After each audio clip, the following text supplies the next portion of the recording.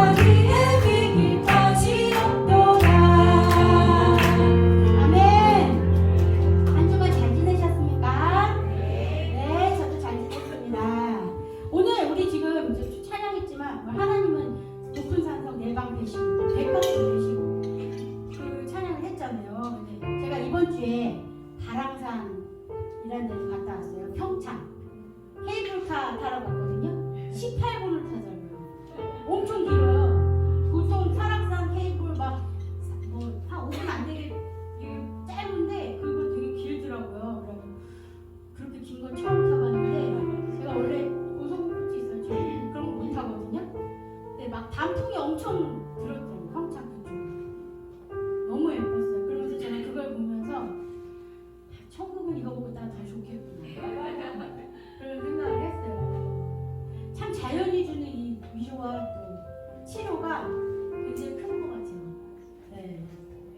이거를 20대 때, 사실 저희 집안에 20대 때 소용돌이가 좀 있어가지고 약간 우울증 이런 거 왔었거든요. 20대 때도. 근데 나무가 저한테 말을 하더라고요.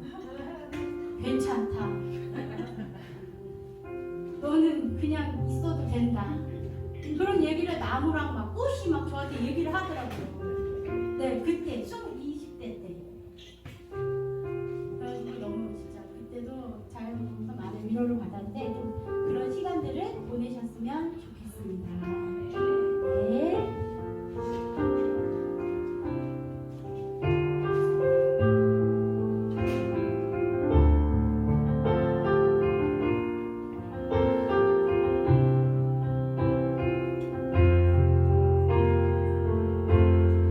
흐르는 시간이 한숨만 남기고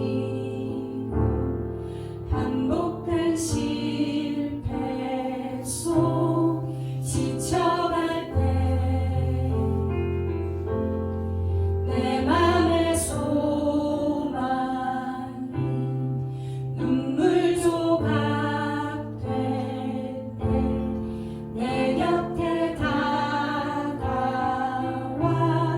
부르시네 주님의 시선, 주님의 시선 나를 비추시고 상처난 내 맘 만지시네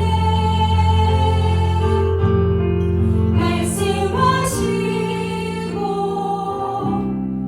회복해 하시네 주의 사랑이 다시 살게 하시네 흐르는 시간이 한숨만 남기고 반복된 실패 속 지쳐갈 때 내 맘의 소망이 눈물 조각 될 때 내 곁에 다가와 부르시네 주님의 시선 나를 비추시고 상처난 내 맘 만지시네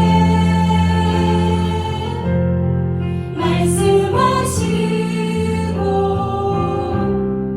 회복해 하시네 주의 사랑이 다시 살게 하시네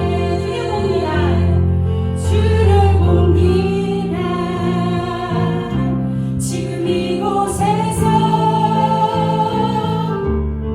주를 봅니다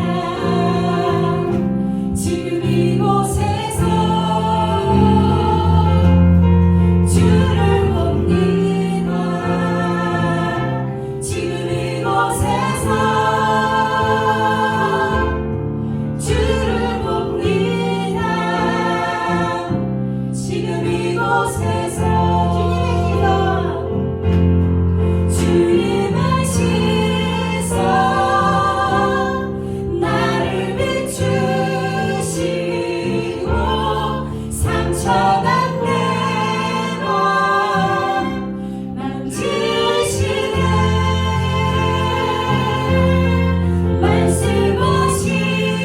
말씀하시고 회복해 하시네 주의 사랑이 다시 살게 하시네 아멘. 네, 저희 속되신 사람.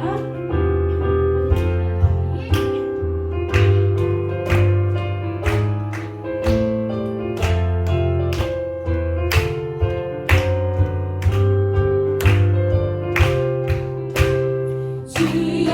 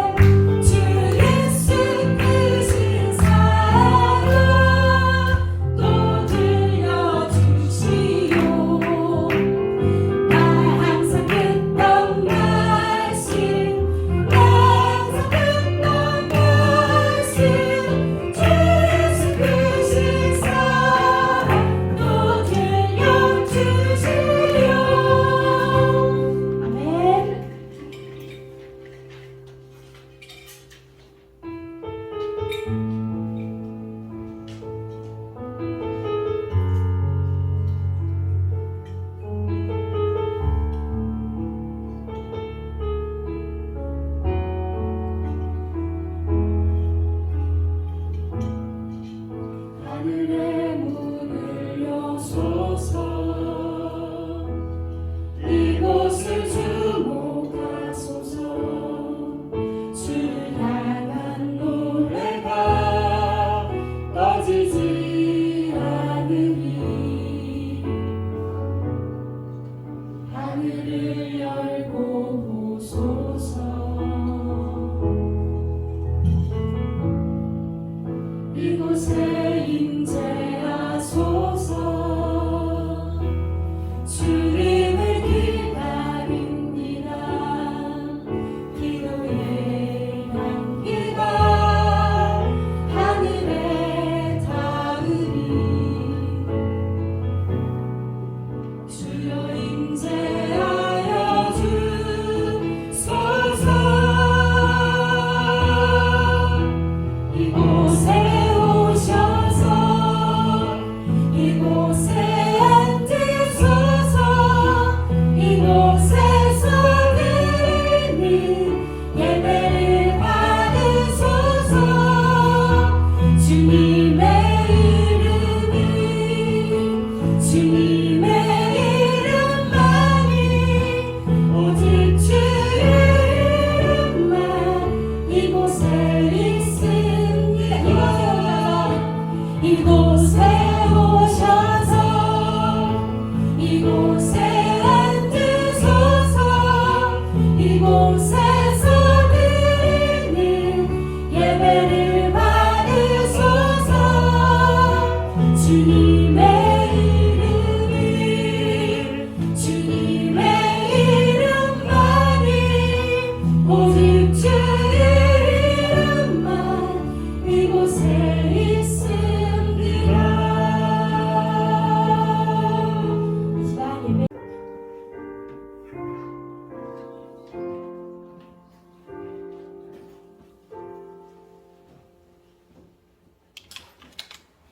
함께 예배에 참석한 우리 가까운 교회 공동체를 주님의 이름으로 환영합니다.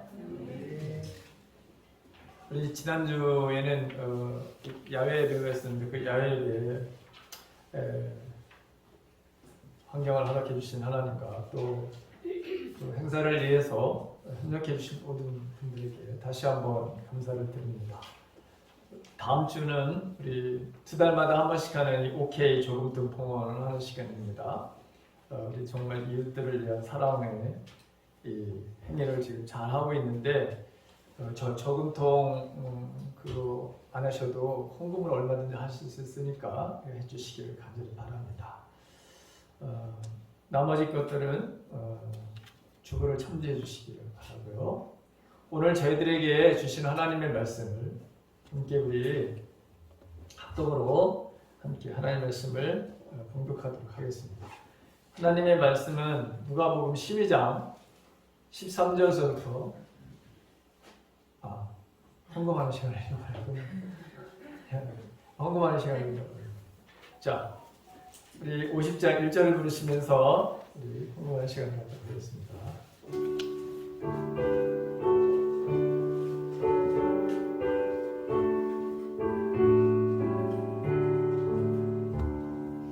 내게 있는 모든 것을 아낌없이 드리는 사랑하고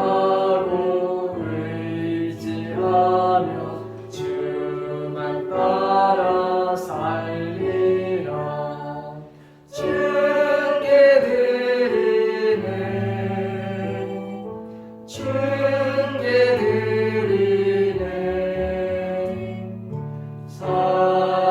사랑하는 구주 앞에 모두 드리는 아멘.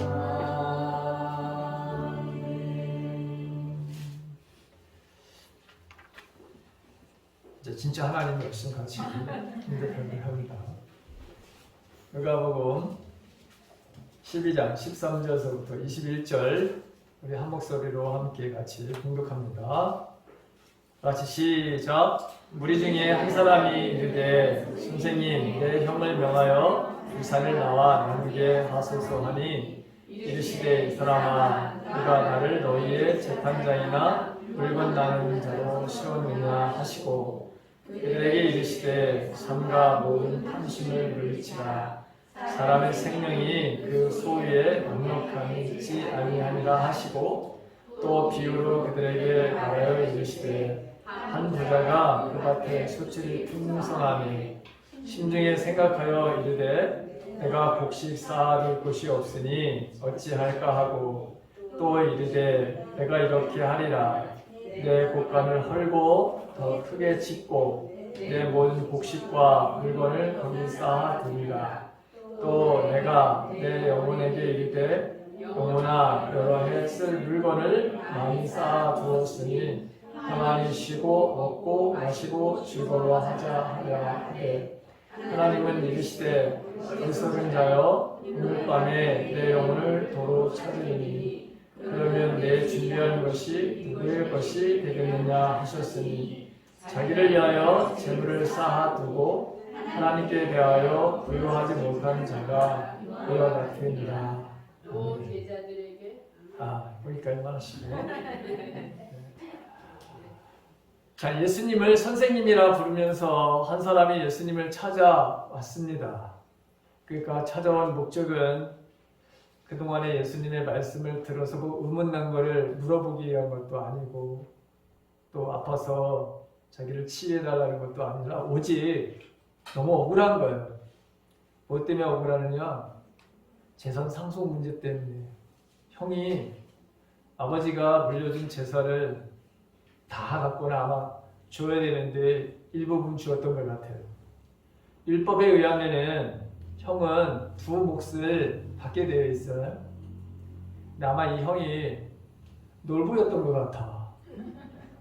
자기가 다 갖거나 아니면 조금 어디 저 산비탈에 있는 밭들이를 하나 줬거나 근데 불만이 지금 가득 차 있잖아요.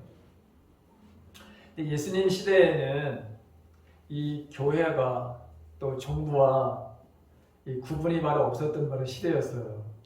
그래서 종교 지도자들은 법률과 재판 그리고 법을 시행하는 관리의 역할을 했습니다. 가족 간에 또 이웃 간에 분쟁이 생기게 되면 이때 예수님 이 시대의 사람들은 랍비라고 하는 그 지역의 선생님이라고 하는 사람들을 찾아가서 이걸 좀 해결해 달라고. 그들은 판결을 내릴 수 있는 그런 권위를 가지고 있었기 때문에 가능했던 거죠. 이 지금 동생도 예수님을 마치 그렇게 생각했던 거예요. 그냥 선생님 정도로, 랍비 정도로 생각하고 그래서 자신의 이 억울한 문제를 좀 한번 해결해 보려고 했던 것이죠. 이 동생이 예수님을 찾아와서 이렇게 간절하게 이 재산 상속의 문제를 도와달라고 하는 것으로 보아 이 형이 정말 자기 동생에게 줘야 될 것을 주지 않았거나 또는 주기는 주되 제대로 주지 않은 것 같습니다. 그래서 사실 그 예수님의 지위라든가 예수님의 권위를 좀 빌려가지고 그래서 자신의 문제를 해결해 보려고 했던 것이죠. 근데 예수님이 여러분 오늘 이 동생의 이 요구를 들어주시나요? 안 들어주시나요? 안 들어주시죠. 네, 들어주시지 않았습니다. 지금 예수님이 이 말씀을 앞쪽에 보게 되면 여러 사람들이 하나님 말씀을 전하다가 불쑥 지금 나타나가지고 말씀을 전하는 그 사이에 지금 동생이 들어와가지고 이렇게 자기의 재산의 문제를 상속 문제를 해결해 달라고 말씀을 드린 거거든요.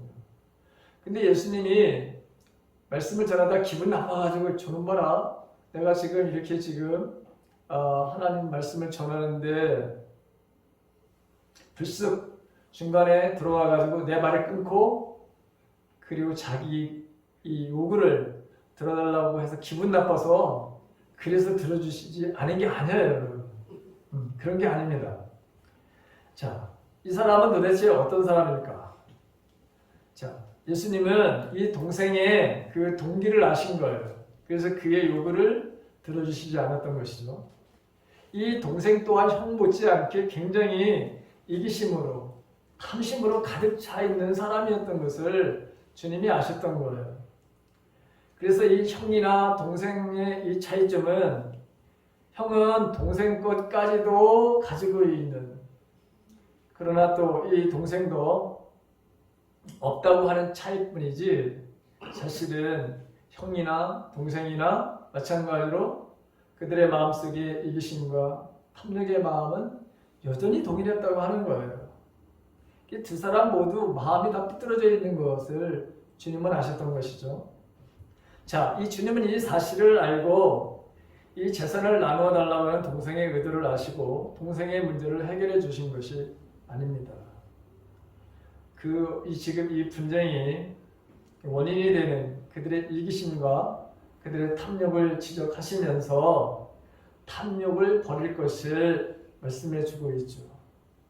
자, 이 동생은 주님께 나와서 자신의 그 요구를 들어달라고 그렇게 부탁을 했지만, 그러나 주님은 이것에 대해서 야, 누가 나를 너희의 재판장으로 세웠느냐? 물건 나누는 자로 누가 나를 세웠느냐? 이렇게 말씀하시면서 거기에 모였던 모든 사람들, 이 형과 동생뿐만 아니라 지금 많은 무리들에게 이 어리석은 부자의 이야기를 설명하시면서 너희들도 마음속에 절대로 이런 탐심의 마음, 이기적인 마음을 가져서는 안 된다고 하는 그 말씀을 주시는 것을 보게 됩니다. 자, 우리도 여러분 주님께 우리가 지금 많은 기도를 우리가 하고 있어요. 이 풍성한 하나님의 은혜를 사모하는 사람일수록 정말 우리는 많은 주님과의 이 대화의 삶, 교제의 삶, 이걸 우리가 하고 있는데, 그런데 만약에 저와 여러분들도 이 동생의 같은 이런 마음으로 주님 앞에 우리가 기도하고 요구한다고 하더라도 절대로 아마 주님은 우리에게 우리의 그 요구를 들어주시지 않을 겁니다. 왜냐하면 우리가 기도하는 그 기도가, 동기가, 우리가 기도하는 그 욕구가 하나님의 뜻에, 주님의 뜻에 합당하지 않기 때문에 그렇습니다. 자, 동생의 모습은 남보다 조금 더 많이 갖기 위해서 재산 분쟁으로 갈등하고 안전을 생각하지 않은 연약한 지금 노동 현장을 만들어 놓고 대형 참사가 나면 앞으로 안전수칙을 내가 잘 지키고 준수하겠다고, 개선하겠다고 그렇게 말로만 약속했던 오늘날 많은 이 CEO에 해당되는 이 사람들도 마찬가지입니다. 여러분, 우리 기독교인들 중에서도 이 재산 문제로 인해서 갈등을 겪는 그런 가정들이 엄청 많아요. 저도 이것 상담한 적이 굉장히 많습니다. 근데 다른 목사님들의 그 설교라든가 간증을 들어보면 정말 성도들 간에도, 믿음의 바로 가족들 간에도 이 재산 분쟁으로 인해서 완전히 원수가 되는 그런 바로 식구들이 너무나도 많다고 하는 것이 이게 참 비극적인 것 같아요. 자, 사실 우리는 어느 시대보다 삶의 행복이 소유의 넉넉함에 있다고 외치는 그런 탐욕스러운 시대에 저와 여러분들이 살고 있습니다. 며칠 전에 가슴 아픈 그런 사건이 하나 일어났습니다. 파리 베게트 본사 제빵 공장에서 23살밖에 되지 아니하는 젊은 여자 청년이 그 혼합기에 끼어서 죽는 그런 일이 발생했어요. 예전에도 이와 비슷한 사고로 인해서 그 사업주가 노동자가 안전하게 할 수 있는 안전수칙을 지키고 또 환경 개선을 반드시 하겠다고 그렇게 약속을 했었다는 거예요. 그럼에도 불구하고 말로만 그렇게 말로만 하고서 그걸 시행하지 않았던 거예요. 그래서 이 여성 23살밖에 되지 않는 그 어린 그 청년이 그 기계에 끼어가지고 정말 비극적인 삶을 그 뉴스를 바로 보게 되었어요. 자, 탐심은 사람의 생명의 소유에 달려있다고 우리가 이렇게 보게 되는 세상.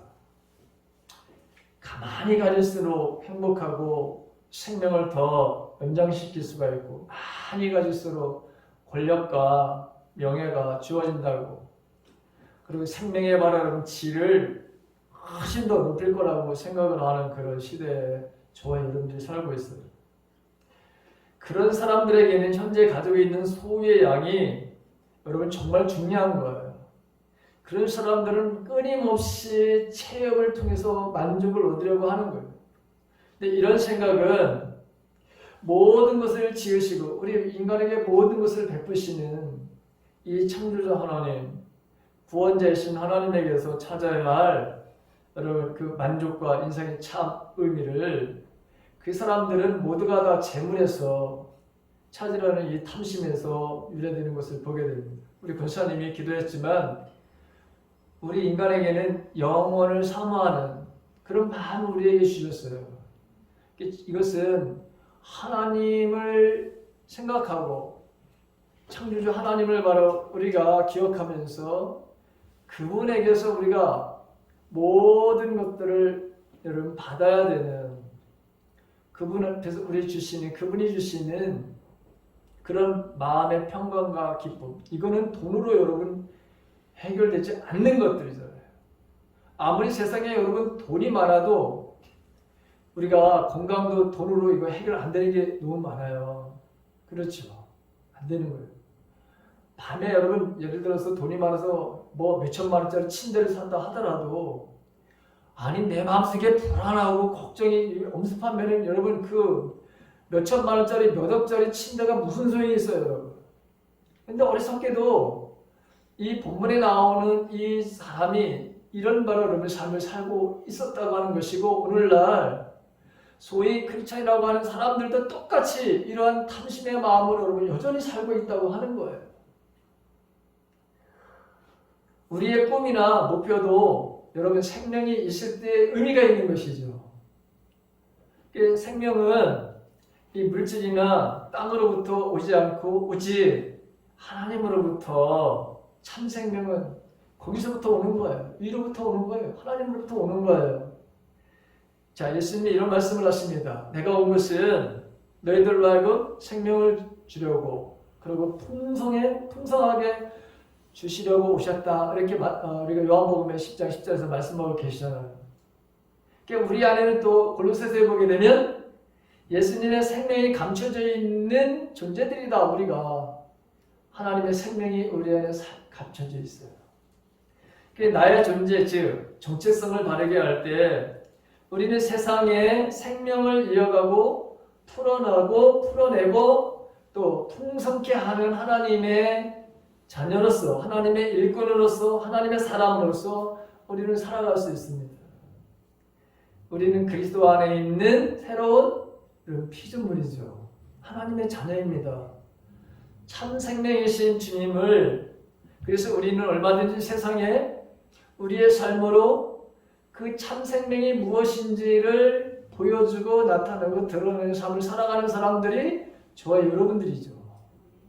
그게 바로 우리의 삶, 생명의 바로 삶이라고 하는 것이 이런 것입니다 라고 하는 것을 나도 누리고 다른 사람들에게 보여주는 삶을 살아가는 사람들. 자, 예수님은 단지 물질적인 것만이 아니고 이 탐심에는 여러분 물질만 있는 게 아니잖아요. 자, 성경에는 주님도 말씀하셨지만 하나님과 재물을 겸하여 섬길 수 있다 없다? 없다고 되어 있죠. 그렇게 말씀하십니다. 이게 돈뿐만이 아니라 언제나 우리는 세상에서 세상 사람들이 추구하는 어떤 권력이라든가 아니면 지위라든가 명예라든가 이런 모든 것들, 이 탐심에서 생기는 이런 모든 문제에 대해서 경계를 해야 된다라고 하는 이 말씀을 아주 정말 성경 곳곳에서 우리들에게 말씀해 주고 있죠. 자, 우리는 모두가 다 여러분 하나님이 주시는 풍성한 삶을 누리려고 하는 소망을 가지고 있어요. 그렇죠? 하나님 주시고자 하는 하나님이 주시는 은혜를 바로 사모하지 않은 사람들은 없어요. 다 그런 사람을 그런 바로 하나님의 은혜를 이 땅에 살면서 누리고 싶어하는 거예요. 그래서 우리는 그분 앞에서 우리가 날마다 어떤 그런 삶을 살아가야 되느냐, 어떻게 우리가 기대의 바로 삶을 살아가야 되느냐, 그것을 저는 오늘 말씀을 드리려고 하는 거예요. 내가 하나님의 풍성함의 바로 은혜를 누리려면 오늘 우리에게 주시는 이 말씀을 반드시 여러분 우리가 적용하면서 살아가야 돼요. 저와 여러분들은. 내가 지금 그래서 물리쳐야 될 그런 탐심은 무엇인가? 정말 그것을 이 말씀을 듣고서 여러분 거기서부터 해방되는 그런 삶을 살아가시길 간절히 바랍니다.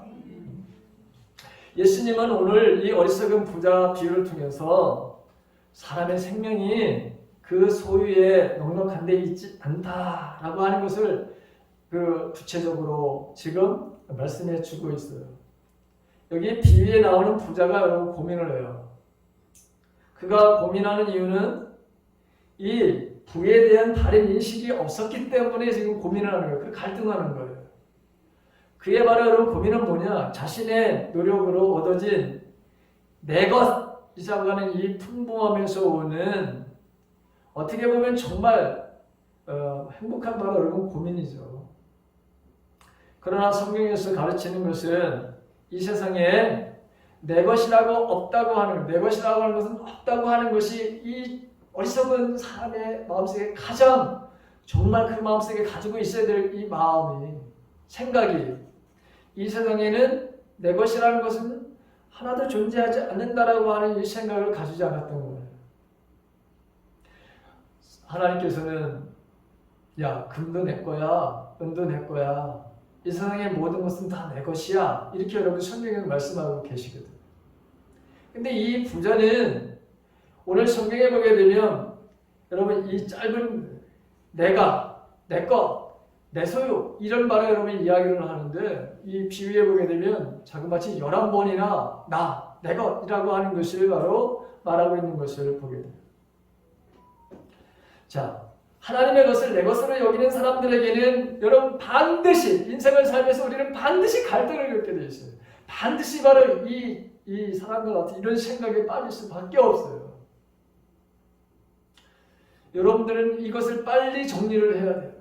이 세상에 그 어떤 것도 심지어 바로 여러분 자녀들도 내 것이 아니다라는 생각을 반드시 가져야 되는 거예요. 이게 안 되면은 이게 바로 올바르지 이게 분명하지 않으면 여러분들은 늘 갈등 속에 살아가게 될 거예요. 늘 고민 속에서 살아가게 될 거예요. 사람들에게 여러분 지금 이 이야기는 오늘날 수많은 사람들에게도 동일하게 똑같이 이런 고민 속에서 이런 어리석은 삶을 살아가는 사람들이 이렇게 살아가는 사람들에게 하나님께서 존중의 말씀을 하신 거죠.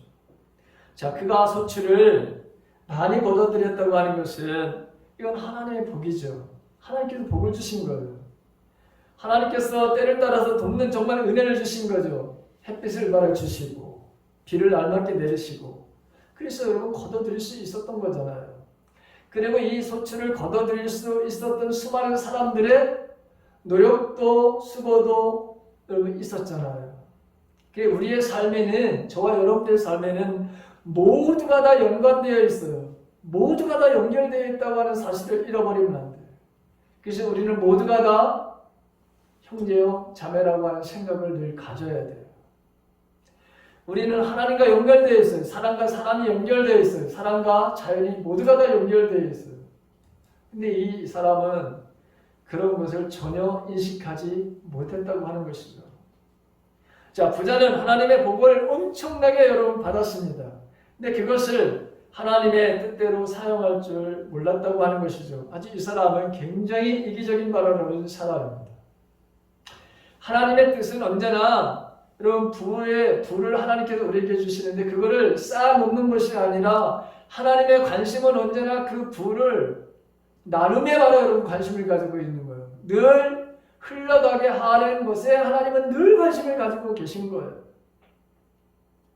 그러나 어떻게든지 그것을 자기 손에 넣으려고 했던 이 사람. 그래서 어리석은 사람이다. 이렇게 표현을 한 거예요. 부자는 이기심으로 여러분 형제의 그 자기 동생의 말을 그것마저도 자기 것으로 완전 놀부죠. 자, 그래서 우리들도 여러분 이기심으로 우리가 마음속에 가지고 있으면서 하나님 나는 이런 기도 제목이 있어요. 그렇게 기도해봤자 기도의 응답을 받을 수가 없다고 하는 것을 여러분들 아셔야 돼요.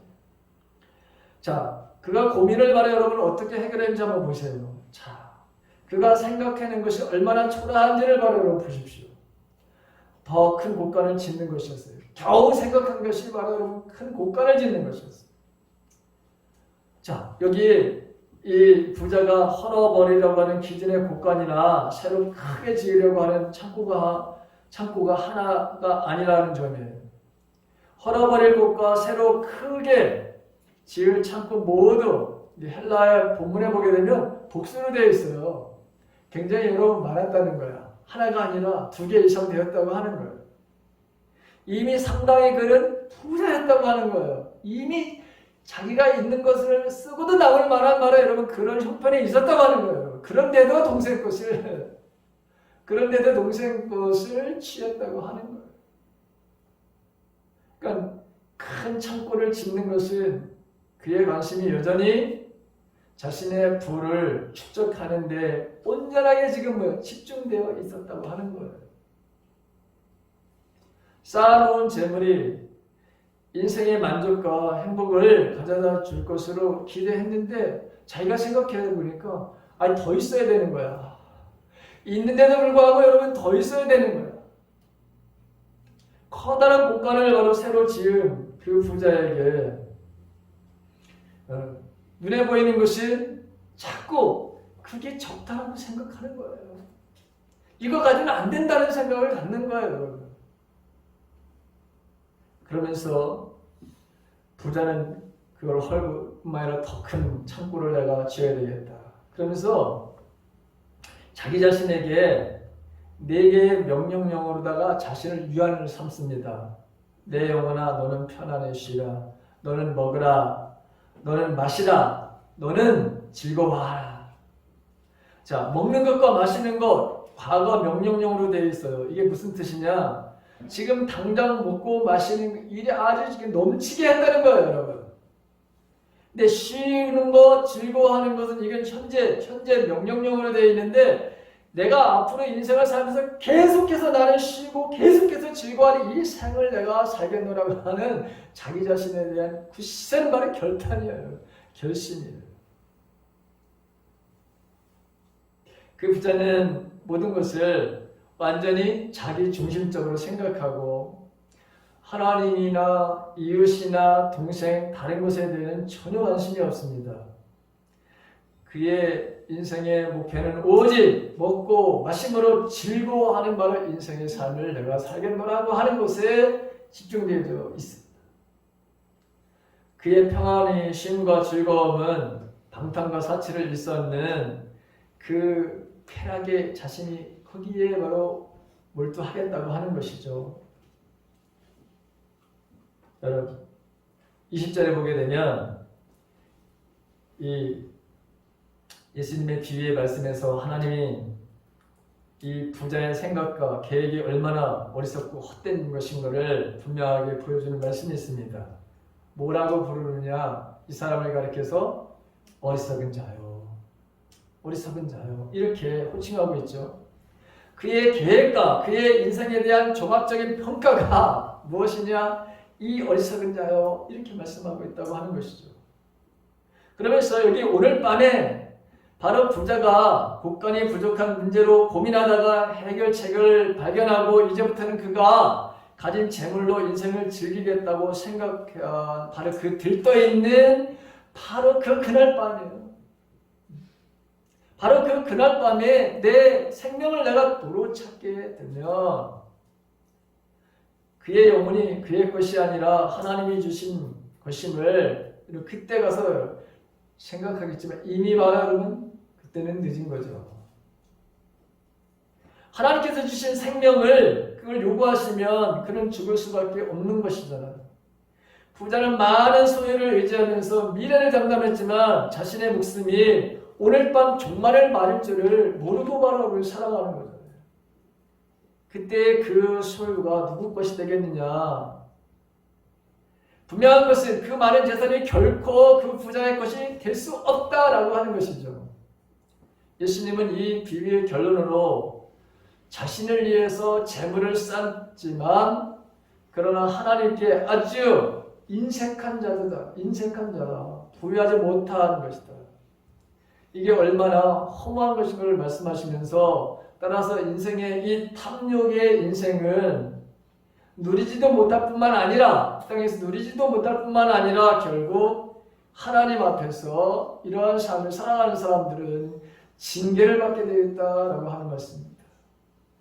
그렇다면 저와 여러분들이 우리가 인생을 살면서 어떻게 기도하면서 우리가 살아야 될까? 세 가지만 말씀해 드리겠습니다. 첫 번째는 늘 우리는 참 생명의 여러분 삶을 우리가 구하면서 살아야 된다고 합니다.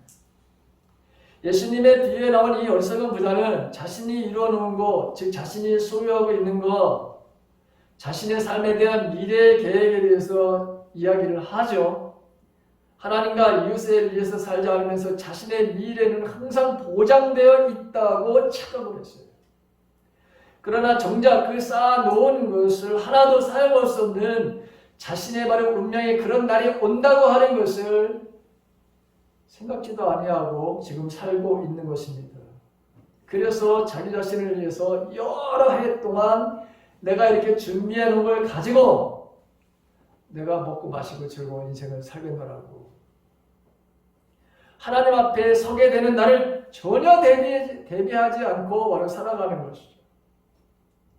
더 많이 벌고 더 높은 지위에 올라가고 여러분 지위에 올라가는 걸 이건 잘못된 건 아니에요. 더 많이 버는 거 그래서 그걸 어떻게 바로 여러분 우리가 사용하느냐가 정말 바로 여러분 중요한 것이죠. 자, 그런데 이 사람은 지금 내세만 바로 집중하고 바로 살고 있는 거잖아요. 이 지금의 현세에 바라는 삶에만 바깥에 바로 삶에 대해서 내가 죽은 이후에 즉 여러분 바깥에 내가 죽음의 바깥 그 이후에 바로 삶에 대해서는 전혀 생각하지 않고 살아가는 것이죠. 지금 내세는커녕 현재의 삶에도 이 사람은 평강이 있어요 없어요? 없잖아요 여러분. 얼마나 많이 지금 쌓아놨는데 그 쌓아놓은 것들을 더 쌓아야 되겠다고 하니 여러분 이 사람은 언제나 불안할 거예요. 언제나 바로 여러분 걱정할 거예요. 그렇게 쌓아놓는데도 여러분 걱정하고 근심하며 살아가는 이 사람들의 모습. 이게 바로 여러분 지금도 수많은 현대인들의 바로 여러분 삶 아니에요. 사람들은 죽으면 모든 것을 여러분 두고 간다는 거 이걸 이 평범한 진리를 정말 잘 알고 사느냐? 그렇지 않은 것 같아요. 죽으면 다 두고 간다는 거 그거를 정말 인식하고 이게 정말 진리라고 생각하며 살아가는 사람들이 없는 것 같아요. 우리는 반드시 빈손으로 하나님 앞에 대면하는 바로 시간이 우리에게 주어지게 되죠. 왜? 사람들에게는 죽는 것은 정한 이치라고 되어 있고 반드시 그 위에는 심판이 우리를 기다린다고 했잖아요. 자신의 소유를 자신만을 위해 사용하지 않고 여러분 하나님을 위해서 하나님의 뜻이 이 땅에 이루어지도록 여러분 우리는 그런 재물을 물질을 바로 사용해야 된다고 하는 것이죠. 자, 우리에게 주어진 이 소유, 여러분 우리에게 주어진 여러분들이 이 재물뿐만 아니라 건강도 하나님께서 주신 모든 것들이 어떻게 되느냐? 하나님의 생명을 얻게 되고 나누는 도구가 되어야 된다는 거예요. 우리가 주님 앞에 설 때 우리는 분명히 우리가 이 땅에 살면서 내가 얼마나 벌었는지 주님은 우리에게 묻지 않을 거예요. 대신에 네가 그거를 벌었는지 그리고 그걸 어떻게 사용했는지에 대해서는 우리들에게 반드시 물으실 거예요. 아무리 땅에 재물이 많아도 여러분 하나님과 이웃을 위해 사용한 것이 없으면 하나님 앞에 나는 너를 도무지 알지 못하노라 이런 말씀을 들을 날이 올 거예요. 이런 절망의 소리를 바로 우리 가운데도 여러분 듣지 않기를 간절히 바랍니다. 예수님에게 영원한 참 생명이 있음을 바로 여러분 전하고 생명의 삶이 이 땅에 풍성해지도록 우리에게 주신 것들을 여러분 이웃들에게 흘려보내는 그런 삶을 살아가는 것. 그래서 생명을 참 생명이 무엇인지를 내가 알고 그 참 생명을 알게끔 하는데 우리에게 주신 모든 것들을 바로 사용하는 삶을 사는 그것이 우리의 기도의 제목이 되어야 된다라고 하는 것이죠. 두 번째는 언제나 우리들에게 오는 이 탐심이라고 하는 거죠. 이 탐심을 물리치는 이 기도의 삶을 우리는 끊임없이 살아내야 돼요. 어리석은 부자의 비유는 자기중심적인 계획의 허무함이 얼마나 이게 무상한 것인 것을 예수님이 비유를 통해서 말씀해 주고 있죠. 그는 자신의 바로 알람만 일할 뿐 가난한 이웃의 염두를 두지 않고 있습니다. 자신의 삶에 대해서만 생각합니다. 남을 바라 전혀 생각하지 않습니다. 그에게는 하나님도 없고 그에게는 바로 형제도 없고 그에게는 이웃도 없습니다. 그의 인생의 바로 주관자는 자기 자신입니다. 그러나 오늘 비유에서 예수님 하나님이 오늘 밤에 내 영혼을 도로 찾게 된다면 이 말씀을 하시면서 우리의 인생의 주인이 하나님인지를 알아야 된다라고 하는 말씀이기도 하지만 우리들의 삶 속에 언제나 이 탐심에 대한 것을 경계해야 된다라고 하는 것이죠. 왜? 생명은 소유에 넉넉한 데 있지 않아. 하나님의 손에 있어 하나님에게 달려있다라고 하는 것이죠. 이 비유는 우리들에게 있어야 할 것과 없어야 할 것들을 우리들에게 분명히 알려줍니다. 우리에게 있어야 할 것은 범사에 하나님을 인정하고 그분의 뜻을 살며 여러분 언제나 우리는 감사의 삶을 살아야 된다고 하는 것이죠. 우리가 반드시 버려야 될 것은 자기중심적인 탐심이라고 하는 거예요. 따라서 성도들은 그 생명의 소유에 넉넉함에 있지 않다는 것을 알고 우리는 바로 탐심을 바로 여러분 이거 물리치기 위해서 우리는 끊임없이 주님 앞에서 기도의 바로 여러분 삶을 살아가야 돼요. 왜냐하면 탐심은 만족할 줄 모르는 욕망이에요. 가지면 가질수록 더 많이 갖기를 원하는 바로 여러분 욕심이잖아요. 그래서 할 수만 있으면 더 많은 것을 차지하려고 여러분 그렇게 사람들이 바쁘게 움직이는데 우리들도 거기에 여러분들 그런 모습으로 우리가 따라간다면 우리는 이 어리석은 이 부자의 똑같은 바로 이런 칭호를 우리도 듣게 될 것입니다. 여러분 탐욕을 채우려고 하는 사람들 이 사람들 때문에 세상이 바로 더 악해지고 더 부조리해지고 더 마음은 바로 피폐해져 가는 거예요. 사단은 우리가 탐심으로 가득 차게 해서 언제나 바로 만족을 느끼지 못하게 하는 거죠. 더 많은 것을 가져야 행복한 것처럼 착각하게 바로 우리를 만드는 거예요. 그래서 우리는 거기에 수많은 사람들이 속고 있는 것이죠. 저와 여러분들 이 탐심을 일으키는 모든 헛된 생각을 여러분 기도로 물리치며 사시기를 주님의 이름으로 간절히 바랍니다. 마지막 소유를 하늘의 싸움으로 저와 여러분들이 이 물질의 노예가 되지 않기를 간절히 우리는 기도해야 합니다. 물질의 노예. 여러분 재물을 많이 가졌다고 하는 자체는 이게 죄가 아니에요. 재물은 하나님께서 주시는 선물이잖아요. 본문 속에도 부자가 재물을 취하는데 부정이 있었다고는 말하지 않았어요. 다만 재물의 소유가 자신의 것이고 재물의 사용자도 자신이고 자신만을 위해서 재물을 바로 쌓아두고 이웃을 위해서 하나님을 위해서 사용하지 않았다는 것이죠. 재물이나 세상 것이 우리를 부유케 하는 것이 아니라 가진 것이 적든 크든 하나님의 뜻대로 사용될 때 그가 진정한 여러분 부유한 자가 된다는 거예요. 그러므로 자기의 바로 여러분 곳간보다는 하나님의 곳간을 더 부유케 해야 된다라고 하는 것입니다.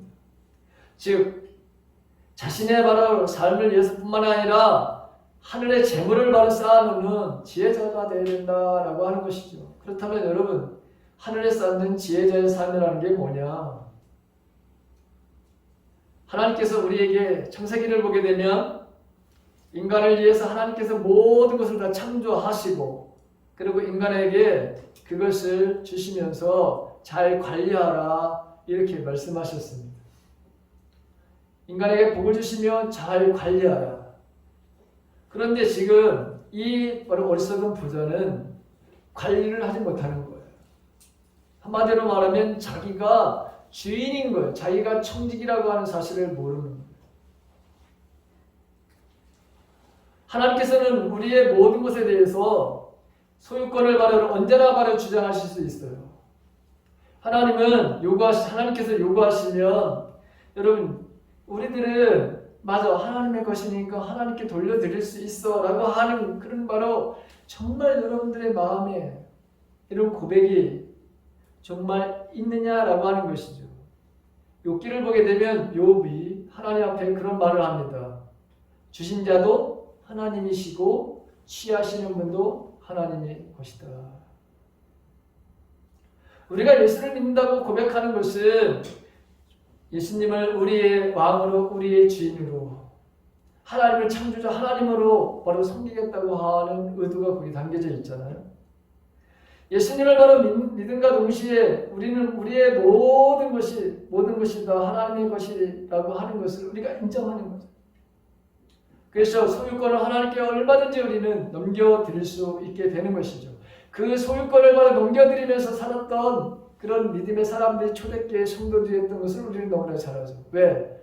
그들은 내 모든 것이 내 것이 아니라고 하는 것이 있었기 때문에 여러분 그걸 내어놓고 필요한 사람이 쓸 수 있도록 가져갈 수 있도록 그렇게 했던 것을 보게 됩니다. 성경이 가르치는 바로 여러분 이 재물가는 주인이 아니라 우리가 관리인일 수 없느나 청직이라고 하는 사실을 알고 살아야 된다고 하는 것을 가르쳐주고 있죠. 누가복음 12장 42절에 보게 되면 그 밑에 이제 청직 이 말씀을 하시고 난 다음에 쭉 밑으로 내려가게 되면 예수님이 지혜 있고 진실한 청지기가 되어 주인에게 그 집 종들을 맡아 때를 따라 양식을 나눠줄 자가 누구냐 하면서 지금도 주님은 주님의 마음에 합한 청지기를 바로 찾고 계시다고 하는 것이죠. 자, 이 풍성한 가을에 여러분들의 마음이 풍성하고 하나님의 은혜가 여러분들에게 충만하게 임하기 위해서 제가 이 기도 시리즈에 대한 말씀을 계속해서 전하고 있습니다. 우리 모두는 제가 서두에도 말씀드린 것 같이 삼위일체 하나님과의 풍성한 삶을 누리기 위해서 그런 소망을 누구든지 다 가지고 있다. 그래서 우리는 그런 바로 삶을 살기 늘 주님과 우리가 대화, 교제, 사귐의 삶을 늘 우리는 갖고 있다. 그런데 그러한 그 은혜를 갖기 위해서는 언제나 우리가 기도할 때마다 주님과의 그 사귐의 시간에 참 생명의 삶을 내가 살아낼 뿐만 아니라 세상 사람들이 예수님 안에 참 생명이 감춰져 있다고 합니다. 그리고 우리가 마찬가지로 똑같이 우리 안에도 참 생명의 삶이 내 안에 우리 안에 감춰져 있다고 하는 사실을 발견 못한 사람들에게 하나님께서 우리에게 주신 모든 물질이든 재능이든 거기 무슨 건강이든 모두가 다 그 생명을 구하는 그리고 이루는 풍성하게 하는 그 삶들을 살아내야 되는 것이고 끊임없이 우리 안에 일고 있는 이 지금 이 어리석은 부자와 같이 우리들도 세상을 살다 보면 다른 사람들이 추구하는 그 삶의 모습을 보면서 때로는 우리도 흔들릴 수 있죠. 견물생심이라 그럴 때마다 우리는 그 탐심을 물리치는 기도의 바라는 삶을 살아야 되는 것이고 그래서 실제로 우리에게 주신 물질이 흘러가게 함으로 인해서 우리가 물질의 노예가 되는 것이 아니라 그 물질을 다스리는 자로서의 삶을 살아내는 것. 그것이 우리에게 하나님께서 저와 여러분들에게 더 풍성한 은혜를 우리가 받고 누릴 수 있다고 하는 것입니다.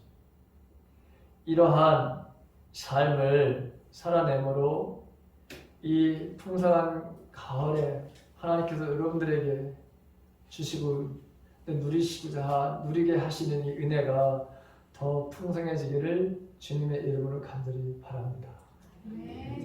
시간이 내서 제가 기도 또 하나님 감사합니다. 주님 고맙습니다. 주님께서 오늘 우리들에게 이 어리석은 부자의 이 비유를 통해서 탐심의 기도는 결코 응답받을 수 없다고 하는 말씀을 주시면서 우리에게 참 생명의 삶을 살 것을, 그리고 참 생명의 삶을 모르는 사람들에게 우리에게 주어진 모든 하나님의 은혜로 그 참 생명의 삶을 알게 하는, 그것을 위해서 물질도 건강도 그 모든 것들을 사용하면서 살아야 된다고 하는 것. 또한 우리가 살다 보면 주님, 우리에게 늘 다가오는 이 유혹들, 그래서 그 탐심을 물리치는 기도의 삶을 삶으로 내가 물질의 노예가 아니라 그 물질을 다스리면서 살아가는 하늘나라의 보물을 바로 쌓아놓는 이 흘려보내는 그 삶을 살아가는 저희들이 되게 하여 주시옵소서. 주님, 우리 사랑하는 성도들이 지금도 무엇을 먹을까, 입을까, 마실까 그 염려가 아니라 주님의 말씀 안에서 하나님 나라와 그 의를 구하는 삶, 그리고 오늘 주시는 이 말씀을 우리의 삶 가운데 적용함으로 정말 주님의 은혜를 이 땅에서 풍성히 누리며 살아가는 삶이 있게 하여 주시옵소서.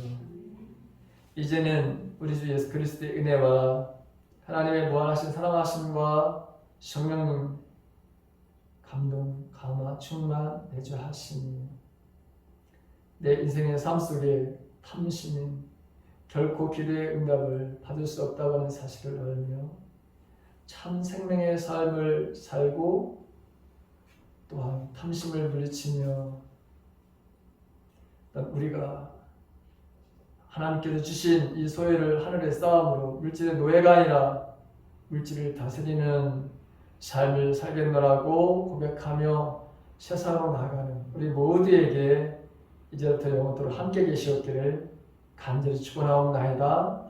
아멘.